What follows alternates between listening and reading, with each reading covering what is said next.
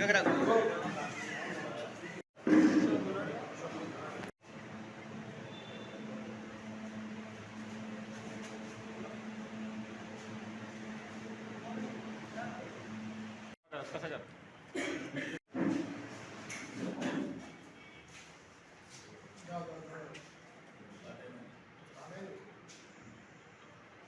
మిత్రులందరికీ భారత communist party Warangal జిల్లా పక్షాన స్వాగతం. ఈరోజు వామపక్షాల ఆధ్వర్యం లోపల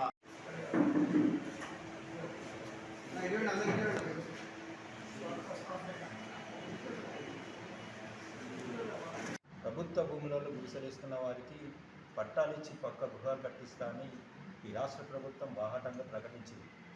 మేము సీఎం గారి దృష్టికి కూడా తీసుకోపోయినాం.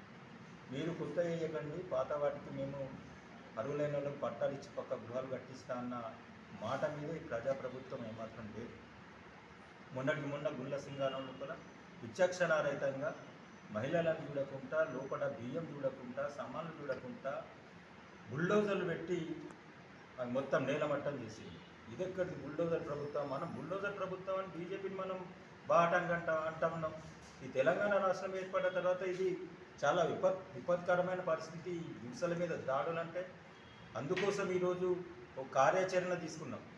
గతంలో విద్యుత్ ఉద్యమం ఎట్లా చేసిన వామపక్ష పార్టీలు ఈరోజు ఈ తెలంగాణ జిల్లాలో వేసుకున్న గుడిసెవాసులందరికీ పట్టాలు ఇచ్చి పక్కా గృహాలు కట్టించి ఇందిరమ్మ ఇండ్ల ద్వారా వాళ్ళకి సరైన మౌలిక సదుపాయాలు కల్పించేంత వరకు మేము పోరాటం కొనసాగిస్తాం. అందులో భాగంగానే రేపు 27వ తారీఖు వామపక్ష పార్టీల ఆధ్వర్యం లోపల కలెక్టరేటు ర్యాలీ ఉంటుంది, ఏక్సిల్లో ధర్నా ఉంటుంది.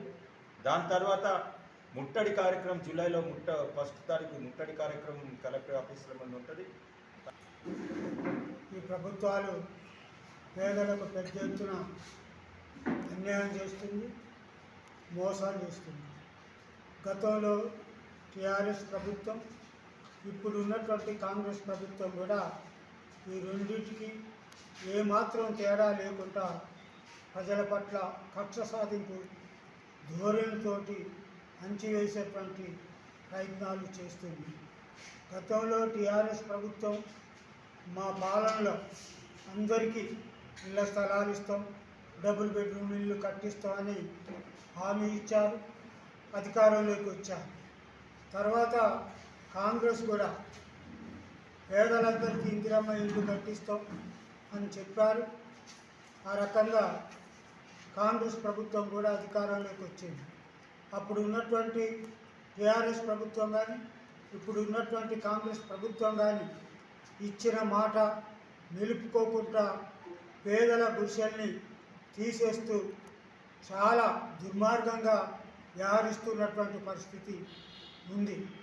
అందుకే ఈరోజు వరంగల్ టౌన్లో పేదలు వేసుకున్నటువంటి గుడిసెల్ని తీసేయటం అన్యాయమని, ప్రభుత్వం ఇచ్చిన మాట నిలబెట్టుకోవాలని వామపక్ష పార్టీలు ఈరోజు ప్రధానంగా డిమాండ్ చేస్తున్నాయి. వరంగల్ టౌన్లోని రేవంత్ రెడ్డి ప్రభుత్వం ప్రజాపాలన అంటూ అధికారంలోకి వచ్చి ప్రజల మీదనే ప్రతాపం చూపిస్తున్నటువంటి పరిస్థితి ఉంది. నిలువ నీడలేనటువంటి పేదలు అనేక సంవత్సరాల నుంచి ప్రభుత్వ భూములను కాపాడుకుంటూ అలా తలదాచుకుంటా ఉంటే దౌర్జన్యంగా నిర్బంధాన్ని ప్రయోగించి అణచివేతతోటి ఈరోజు నిలువ నీడలేని వారిగా చేస్తున్నటువంటి స్థితి ప్రత్యక్షంగా కొన్ని ప్రాంతాల్లో, ముఖ్యంగా హన్మకొండ జిల్లాలో ఉన్నటువంటి స్థితి ఉంది. ఈరోజు రాష్ట్రంలో లక్షలాది ఎకరాల ప్రభుత్వ భూములు కొంతమంది అక్రమార్కులు ధనబలం, అధికార బలంతో ఆక్రమించుకొని అమ్మకాలకు, క్రయ విక్రయాలకు పాల్పడుతున్నటువంటి స్థితి మీడియా ద్వారా అదేవిధంగా అనేక సందర్భాల్లో బయటపడుతున్న పరిస్థితి.